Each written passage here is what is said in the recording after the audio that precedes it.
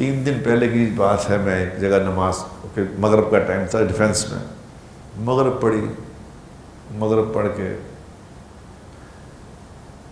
اپنی بات تو نہیں بتانی چاہیے، لیکن میں ایسے ہی آپ کو اس کے لیے بتا رہا ہوں،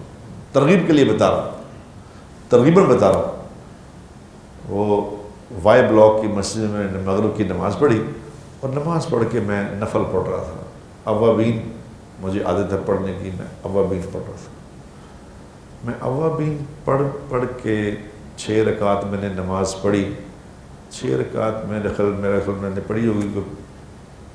25 منٹ میں تو 30 منٹ میں سارے لوگ چلے گئے، میں اکیلا ہی نماز پڑھ رہا تھا، باقی دنیا چلو، وہ مولوی صاحب بتیاں بند کر رہے تھے، تو میں اپنا نماز پڑھ رہا۔ تو میں نے جب نماز پڑھ کے تو میں جانے لگا ہوں، تو ایک آدمی میرا انتظار کر رہا تھا، ایک آدمی انتظار کر رہا تھا، مجھے کہنے لگا جی السلام علیکم، جی وعلیکم السلام، کہہ رہے جی میں آپ کی نماز دیکھ رہا تھا، میرا جی چاہا کہ یا اللہ مجھے بھی ایسی نماز توفیق عطا فرما، میں ایسی نماز پڑھ۔ کیا مزے کر رہے تھے آپ، کیا مزے، مجھے آپ کو کھڑا دیکھ کے مزہ آ رہا تھا، مجھے ایک دم ڈر لگ گیا، میں کہا یا اللہ مجھے معاف کر دے۔ میں نے اسے کہا، میں کہا یار اللہ نے پردے ڈالے ہوئے ہیں، تیری مہربانی ہے، بس اللہ کی مہربانی، اس نے پردے ڈالے ہوئے ہیں، اللہ پردے ڈالی رکھے۔ جو میرے دوستو ایسی نماز پڑھے، مجھے یاد ہے مولوی طارق جمیل صاحب ایک دفعہ دامت برکاتہ ہو، ایک دفعہ ہماری مسجد میں جماعت آئی ان کی، تو وہ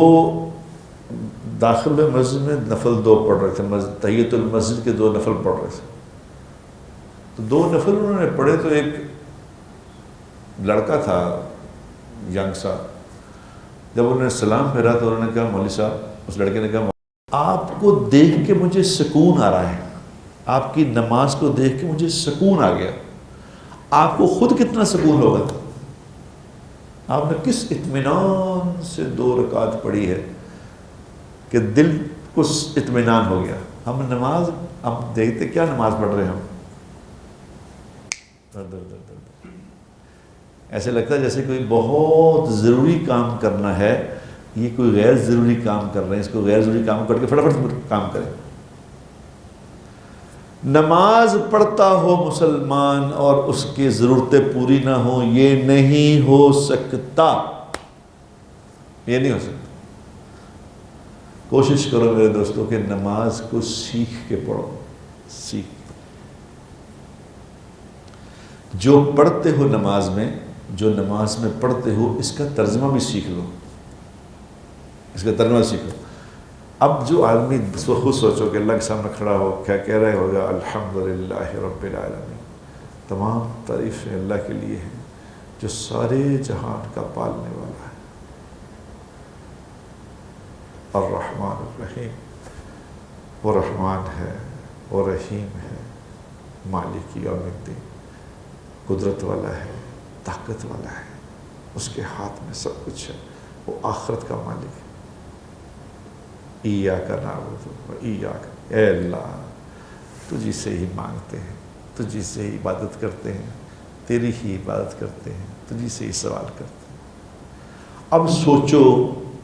جو یہ سمجھ کے ساتھ پڑھ رہا ہوگا وہ کیا بات کر رہا ہوگا اللہ سے، سوچو بھلا،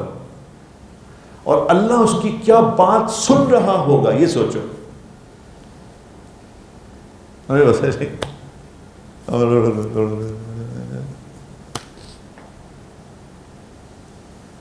جب آدمی اللہ اکبر کہہ کے سامنے کھڑا ہوتا ہے نا، اللہ اکبر کہتا ہے نا، اللہ اکبر کہہ کے اللہ کے سامنے کھڑا ہوتا ہے، تو اللہ اور بندے کے درمیان 70,000 پردہ ہے۔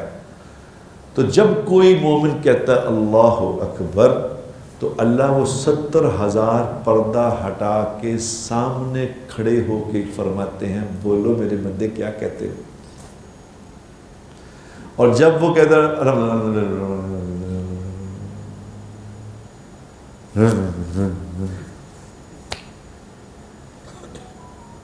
جب وہ یہ کہتا ہے، اللہ کی بات سنتا ہی نہیں، نہ اللہ کو موقع دیتا ہے جواب دینے کا، کیونکہ اللہ جواب دیتا ہے،